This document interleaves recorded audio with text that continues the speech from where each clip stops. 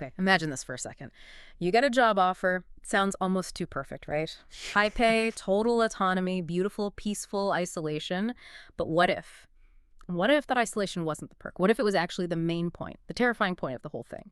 Today, we are taking a deep dive into this really harrowing firsthand account. It was shared recently by a Redditor about a contract job, monitoring security cameras on a remote island. So this deep dive, it's really about the hidden dangers you find in extreme isolation, the unsettling side of surveillance, and that chilling moment when a job that seems so simple just twists into something much, much darker. Our mission here is to unpack the sequence of events, look at the psychological toll, which sounds immense, and really dig into the unsettling questions this whole thing raises, questions about control, purpose, and what it actually means to be completely alone. Let's get into it.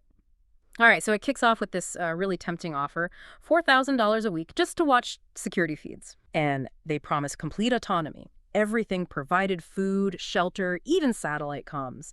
It seems like the dream escape, doesn't it? Oh, absolutely. And you see how that works, right? It comes through a defense subcontractor, which kind of taps into this modern desire for a quiet gig, like a short-term solo project. It feels like freedom, that whole gig economy appeal. Right. But then you add the defense subcontractor layer.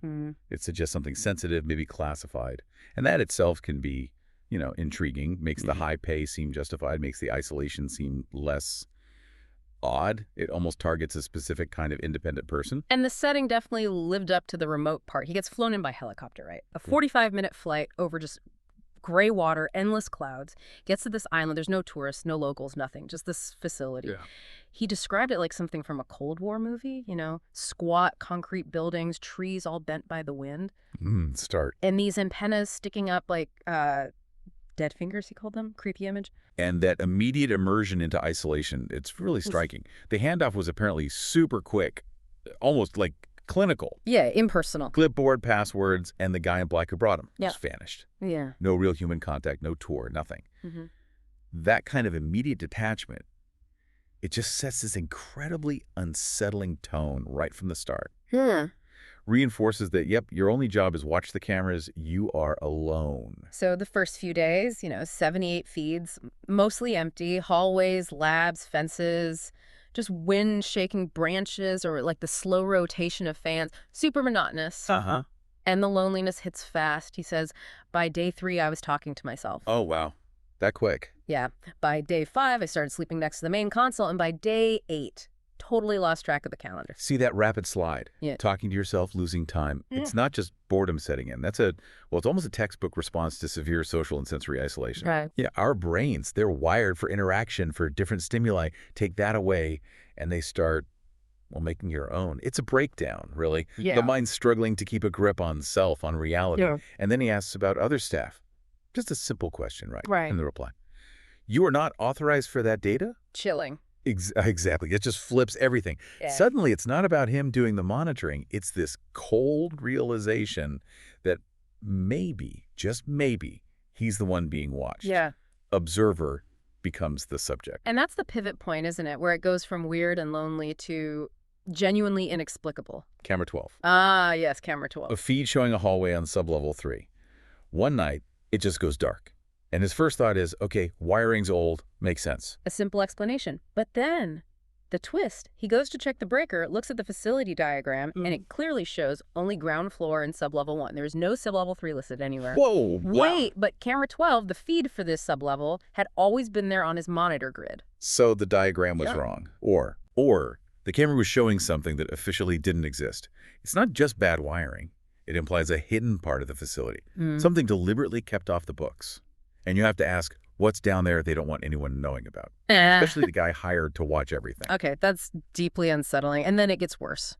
2:46 a.m., camera 12 flickers back on. Right. But the hallway, it's changed. The lights are dimmer. There are these stains on the walls. He describes them like rust or dried blood. Oh, man. And right at the end of the hall, a figure just standing there, not moving, facing the camera. Facing the camera. He tries to zoom in, right? Oh, but the feed just blurs. The figure stays perfectly still, totally unreactive. that lack of reaction combined with the blurring on zoom, that's really significant. It suggests either something not human, or maybe more creepily, a controlled environment designed to prevent a clear look. Like it wanted to be seen but not identified. Precisely. And the rust or dried blood that adds this visceral horror element suggests something awful happened down there. Or is happening. It's not just a random figure anymore. It's a silent, disturbing presence placed there. So his reaction is immediate panic, basically. Yeah. Grabs the emergency contact number, calls it. Just wings. And wings. And rings. Nothing. No answer. And right after that, complete system failure. Yeah, not just camera 12 this time. All 78 cameras cut to static. Wow. The whole console reboots itself, and when it comes back up, camera 12. Let me guess. Gone. Gone. Like it was never even part of the grid. Wiped clean. See, that erasure, that's what's so disturbing. It wasn't a glitch. That feels like a sophisticated, deliberate act. Wiping the evidence, making it seem like the camera, maybe the whole sublevel never existed. Someone covering tracks. Or something. Yeah. That level of control points to a highly organized, possibly malevolent intelligence behind it all. So the next morning, the reality of the situation really starts to hit him. He decides, okay, gotta get out of here. Tries the helipad. It's still there physically. But no radio signal gets out. The satellite phone just flashes no link. He checks the backup generator. It's fine. So it's not a power issue. he's cut off. Completely trapped. Not just isolated anymore. Trapped. And this is where it gets even darker, if that's possible. The final piece, the betrayal. He checks the supply crates in the back room. The ones for the coming months. Exactly. The ones clearly marked month 2 and month 3. They were already open. Yeah. And empty. No. Yes. This isn't just abandonment. This feels like premeditation. Someone planned for him to run out of supplies, planned for him to be cut off. It screams that the whole setup wasn't a job. It was a trap. The question shifts from who did this to what kind of experiment is this? Why him? And that's the devastating conclusion he reaches. He writes, I think they knew. I think this was the real job. Oh, man. Not to monitor anything, not to report anything, but to be here, to be alone. His purpose wasn't surveillance. It was being the subject. And the horror doesn't stop there, apparently. It continues. He starts hearing things. A humming. Yeah, humming through the walls, faint mechanical tones like a lullaby through static. But the really unsettling part, it's not coming from equipment, he says. It's coming from beneath the floor. Okay, that's classic sensory distortion territory. The mind, under extreme stress, extreme isolation, it can start generating its own stimuli or misinterpreting faint, real sounds. Well, it might not be real. It might be. Or it might be his perception warping. That humming from beneath the floor, not tied to anything visible, combine that with the recurring dream he mentions. Oh, yeah, the dream. A hallway I've never been in, dim lights, cracked tile, a figure at the end of it, not moving, just waiting. Sounds like camera 12's hallway. Exactly. Yeah. It shows this profound breakdown. The line between internal perception and external reality is blurring. It's not just psychological torment. It suggests the environment itself is actively working on him, disorienting him, maybe changing him. And it all leads to this final, desperate message he apparently managed to send out somehow. What does it say? If you're reading this, if the connection somehow pushed this through, don't reply. Don't come. Wow. A warning.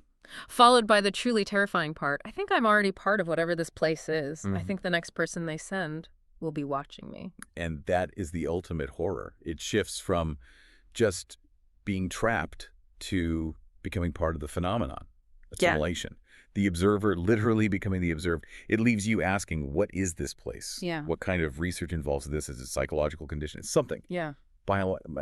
Biological. That ambiguity is terrifying. What does this environment do to people? So we've just walked through this absolutely chilling account. A job that seemed ideal spirals into this nightmare. Isolation, unseen forces, this horrifying reversal of roles. Yeah. It's really a stark reminder, isn't it, that sometimes the biggest threat isn't what you're hired to watch, it's what's watching you. On what it wants. Right, and what it might want you to become. So, thinking about our world now, so much remote work, digital surveillance everywhere. What does a story like this mean for us? It makes you think about the real cost of complete autonomy, doesn't it? And that really unsettling idea that maybe you're not the observer in your own life, maybe you're the subject of someone else's experiment. What really stands out to you when you hear about being truly alone in a place that seems to have its own agenda? That chilling possibility that maybe the only thing being researched is you. Okay, imagine this for a second. You get a job offer. It sounds almost too perfect, right? High pay, total autonomy, beautiful, peaceful isolation. But what if? What if that isolation wasn't the perk? What if it was actually the main point, the terrifying point of the whole thing? Today, we are taking a deep dive into this really harrowing